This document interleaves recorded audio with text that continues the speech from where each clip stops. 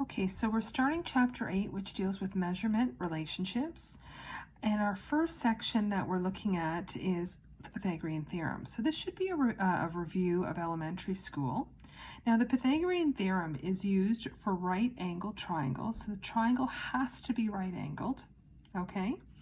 And the one thing you have to recall from elementary school is the hypotenuse. It is always the longest side of the right triangle, and we use the variable c to represent it. It's always across the right angle, and a and b represent the other sides. So this is the Pythagorean theorem, okay? Some books write it the other way. It really doesn't matter what side c is on, but what's important, c is your hypotenuse. If you square that, it equals the two other sides squared. So this is a visual of it, okay? C is my hypotenuse, which is always across the right angle, always, okay? And then A and B. Which you call A, which you call B, doesn't matter. Some people call this here B, this here A, that doesn't matter. But what does matter is what is the hypotenuse. So let's look at some examples. Okay, let's look at this one first. So we're going to find the unknown side. Okay, so I notice this is unknown, so this is what I'm looking for. Okay, and because it's across the right angle, I know this is C. Okay, so my Pythagorean theorem is c squared equals a squared plus b squared. So I'm looking for c squared, which I call a, which I call b, doesn't matter. I'm going to call this one A, this one B, but it doesn't matter. You could have done it the other way around. So I'm going to take 1.5, I'm going to square it, plus 2.3, and I'm going to square it. So you just got to do your order of operations. Remember, you do exponents first. So when you square 1.5, you get 2.25. When you square 2.3, you get 5.29. Now we add them together. Okay. We get 7.54. Now that's what c squared is. Now we got to figure out what c is. So to undo something that's being squared, you square root it. And let's do this to one decimal place. So if I take the square root of 7.54, this is what I get. I get this, 2.74, and I'm just going to write out everything that I got on my calculator.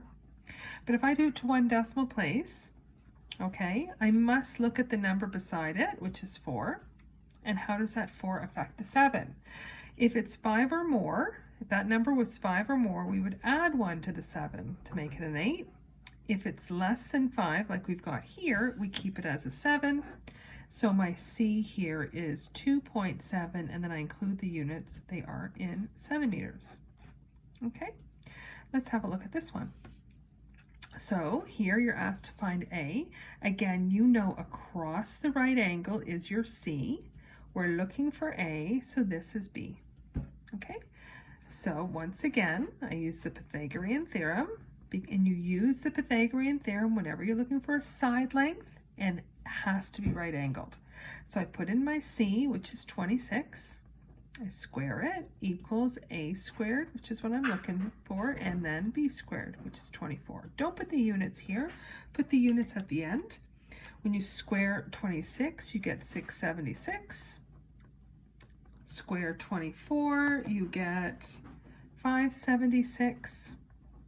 Now, because I want a by itself, it's like solving an equation. I only want a on this side, so I take this and I move it. Remember, when you move things over, the sign changes on what you're moving. Okay, so this is 100. Once again, I want to know what a is. This is a squared, so once again, I need to square root 100 to get 10. And then again, don't forget your units are in centimeters. Okay, let's look at one last one. Here, this is an isosceles triangle. These two sides are the same and it's right angled. So across the right angle is your C. Okay, so once again, c squared equals a squared plus b squared.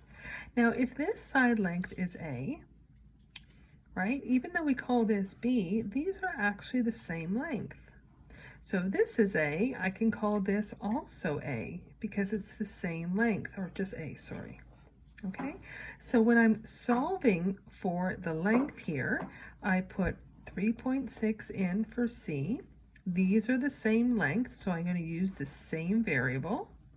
Okay, 3.6, when you square it, you get 12.96.